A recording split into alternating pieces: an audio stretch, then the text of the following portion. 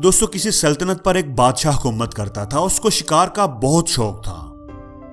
एक दिन उसके किसी दोस्त ने उसको एक तोहफा भेजा जो बादशाह को बहुत पसंद आया।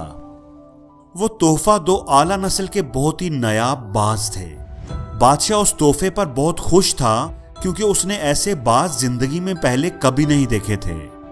उसने अपने महल में मौजूद परिंदों के सबसे अच्छे ट्रेनर को बुलाया और बाज उसके हवाले कर दिए। ये बहुत ही अच्छे और आला नस्ल के बाज हैं जो अब तेरे हाथ में हैं। अब तो इनको ट्रेन कर, इन पर मेहनत कर, इनको शिकार के गुर सिखा और उनको एक माहिर शिकारी बना दे। अपनी पूरी जिंदगी का निचोड़ इनको सिखा दे। ट्रेनर ने वो बाज उनसे ले लिए और उनकी ट्रेनिंग शुरू कर दी। 3 महीने के बाद वो बादशाह की खिदमत में दोबारा हाजिर हुआ। वो थोड़ा परेशान था और उसने बड़ी ही अजीब बात की। बादशाह सलामत, इन बाजों की नस्ल तो वाकई बहुत आला और नायाब है। ये बहुत अच्छे बाज हैं, लेकिन इनमें मुझे एक प्रॉब्लम आ रही है। बादशाह ने पूछा कि क्या प्रॉब्लम है? इनमें से एक बाज तो बहुत अच्छा है, बहुत ही फुर्तीला और लड़ाका है, जो सिखाएं सीखता है, जो समझाएं समझता है। उसकी मैंने जबरदस्त ट्रेनिंग की है, उस पर बहुत मेहनत की है और वो एक माहिर शिकारी बन चुका है। लेकिन प्रॉब्लम दूसरे बाज में है। ये तो उड़ता ही नहीं, एक ही जगह पर बैठा रहता है। अब जो उड़ता ही नहीं उसको मैं क्या सिखा सकता हूँ? बादशाह ने कहा कि कोशिश करो, कोई तरीका आजमाओ।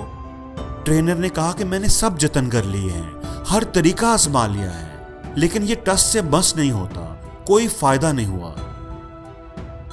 बादशाह ने कहा कि ये बाज मुझे बहुत पसंद हैं, बहुत प्यारे हैं, इनको हर हाल में ट्रेन करना ही करना है। तुम पूरी सल्तनत में ऐलान कर दो, हर जगह जाओ और कोई ऐसा आदमी ढूंढो जो परिंदों से प्यार करता हो, उनकी बोली समझता हो।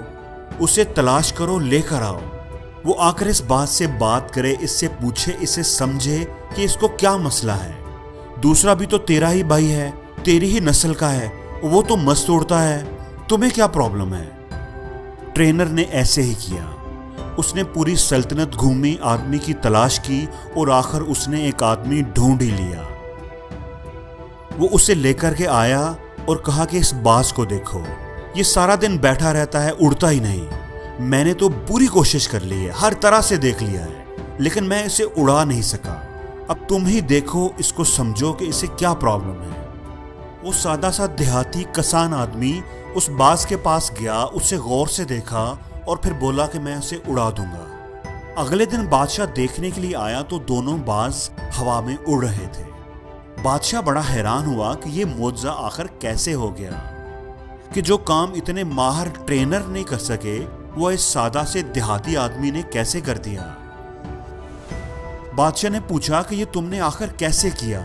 तो उस आदमी ने जवाब दिया कि बादशाह सलामत, मैंने तो कुछ भी नहीं किया। जिस शाख पर ये बैठा हुआ था, बस मैंने उस शाख को काट दिया तो ये अपने आप ही उड़ने लगा। दोस्तों, हम में से अक्सर लोग इस बाज की तरह होते हैं जो किसी न किसी शाख पर बैठे रहते हैं और वो शाख उन्हें उड़ने नहीं देती, उन्हें रोकती है, उनके पांव की जंजीर बन जाती है। उस शाख को काटना पड़ेगा। जो सहारे आपको कमजोर करें उन्हें तोड़ देना चाहिए। जो चीजें आपकी कामयाबी में रुकावट हों उन्हें छोड़ देना चाहिए। हर चीज की एक कीमत होती है, कामयाबी की भी एक कीमत है। वो कीमत अदा किए बगैर कामयाबी आपको नहीं मिलेगी। जिस तरह एक जहाज साहिल पर खड़ा होने के लिए नहीं बना होता, उसे गहरे पानियों में उतरना ही पड़ता है।